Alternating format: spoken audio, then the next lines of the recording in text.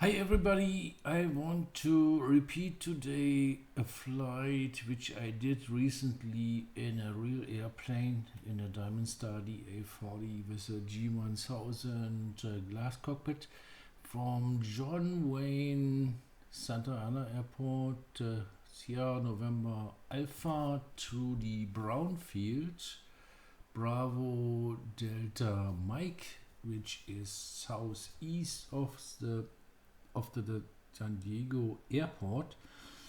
And if you check the terminal area chart, which is here displayed as the San Diego terminal area chart in Corridor, which I use just to augment my charts with the flight plan, flight route, altitudes and all this stuff. Most of the time I load the latest versions of the charts and I edit and cut in the graphic tool. And if you see the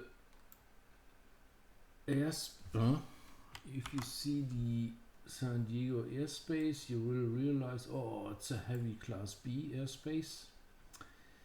How to go through, how to avoid the Bravo if I don't have any clearance, can I do the flights without Bravo clearance and all this stuff. You will realize, oh, there is a VFR corridor. That means there is a hole in between a lower part and the upper part of a class B, and in between it's a class Echo.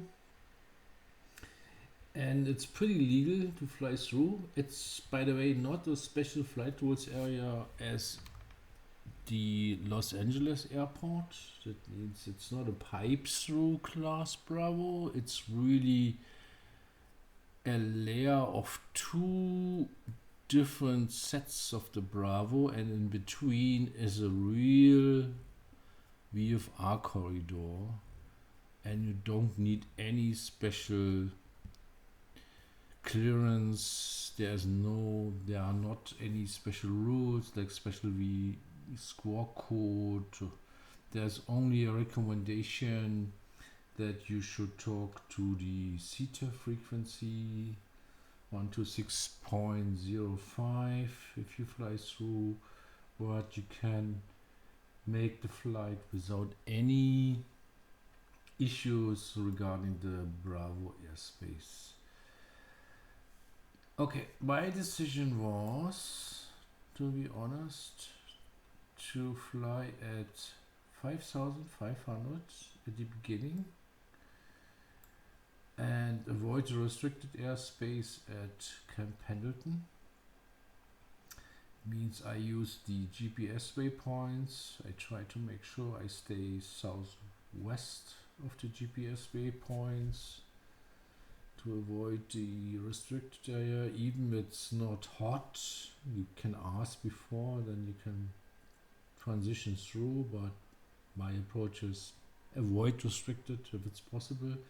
5,500 because of higher altitude gives me more safety, more time for emergency landings, but it results in the issue that there must be a descent point. In this case, I think it was the racetrack, Del Mar racetrack, to make sure I descend to 3,500 in order to avoid Bravo. If you check this carefully, you see 3,200 is the upper limit of the lower part and 6,800 is the lower limit of the upper part. It means between 3,200 and 6,800 in this segment you can fly Echo without the need for Bravo clearance. 3,500 gives you, in this case, 300 feet below as a margin. If you check all the segments, you figure out, okay, I have 200 feet below as a margin, or on the way back I have 200 feet above as a margin. That means as long as you can keep the altitude within plus minus 200 feet, you should be fine to fly through the, let's say, whole in the Bravo airspace without any need for clearance.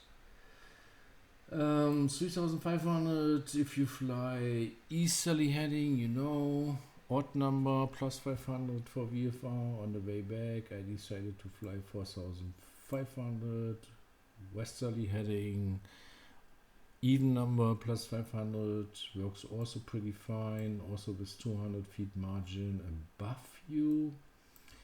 The only point is at the end of the San Diego Bay Area you have to check, okay, there's still Bravo, what is the floor of the Bravo? In this case 4800. Actually, if you fly towards the Braun Field, this should not be an issue, you can descend. If you fly back from the Braun Field, which is this airport short before the Edis, don't mess it up with the Tijuana airport, which is a bigger one, easier to see, and this is already outside of the US. That means you would cross the borderline, the Edis, and this is not a nice thing to do. That means look for the airport which is most north or most left when you come from the north, and don't mess it up with the wrong airport. Nothing special. On the way towards the Braun Field they gave me a termination for the flight following, and then they handed me over to the VFR Corridor, which means okay, you change to Squawk VFR, talk on the theta frequency, tell where you are, who you are, where you are, what you want to do. And on the way back they gave me a Bravo clearance already, and they kept me on flight following all the time. Not a big deal, just to make sure, be careful, there are also some segments with surface areas. Even you have a Bravo clearance, my intention was to avoid to hit the surface areas. It means stay pretty west, fly along the coastline. But if you do VFR flight with pilotage and you have pretty nice reporting points or reference points like freeway intersections or GPS waypoints, it's actually pretty easy. And it was, to be honest, a very, very nice flight. So much to see. SeaWorld, the Coronado Bridge, the San Diego Bay, and the Edis, the borderline, the racetrack, Oceanside. Pretty nice flights. And my first impression was when I saw the terminal area shot, oh my god, the Bravo is so heavy, how to transition through the Bravo.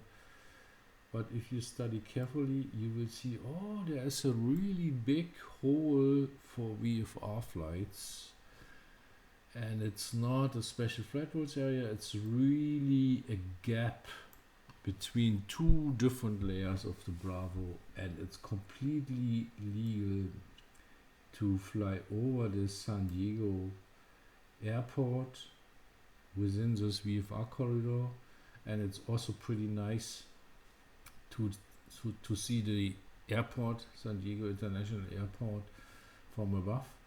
The only thing is you should study also carefully the remarks on the side of the terminal area shots, and they give you a lot of guidance like, okay, change to theta frequency, announce your position, intentions and all this stuff.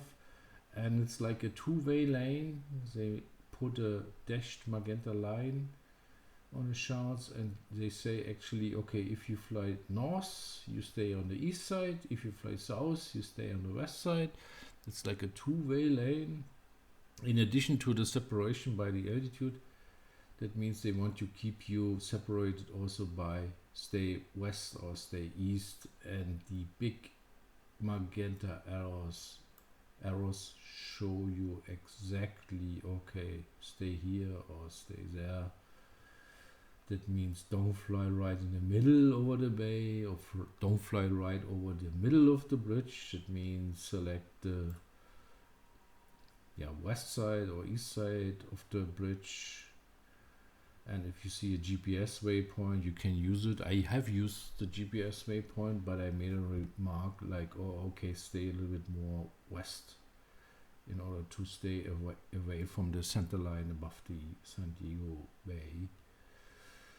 Other than this, nothing special. They hand you over some additional so-called approach or departure frequencies. The interesting point was on the way towards and also on the way back, they gave me a so-called departure frequency 116.1, I think. It's just not mentioned on the chart. But if you are familiar with flight following and to write down the frequencies, to tune the right frequencies for the next so-called approach departure frequency, then it's pretty easy. You should be fine. Okay, not a big deal. For the Braun Field, they gave me the runway 26 right, which is the right traffic pattern. Just study the chart supplements before, and they tell you, okay, for this runway 26 right, it's 1000 feet AGL, so that your traffic pattern altitude is 1526. On the south side, it's I think just 600 AGL. It's a shorter runway. For Diamond Star DA40, not a big issue, but they gave me already the big one. And the other issue is, what I have also realized, is so many parachute jumping activities. That means be aware of, okay, all these signs, oh, there's a parachute jumping area. And I saw really so many parachutes in the sky. And then, just make sure to be aware of, avoid, and listen to the tower or so-called frequencies when they tell you, oh, okay, there's parachute jumping activities, especially during the weekend. Also, Oceanside can be pretty busy. The Bob Maxwell airfield, there can be a lot of parachute jumping activities. And I heard also on my radio, oh yes, there's a plane releasing some jumpers. Just be aware of, it can be pretty busy during a weekend, but at the end, it was a very, very nice flight, and I have enjoyed. My wife as a passenger has enjoyed, and just study the terminal area charts, try to understand the layering of the Bravo airspace. You will see there's a hole in between, and then study the chart supplements to find the traffic pattern altitude, some special procedures, noise abatement, and all the stuff. And then keep flying. Have a safe flight. Bye.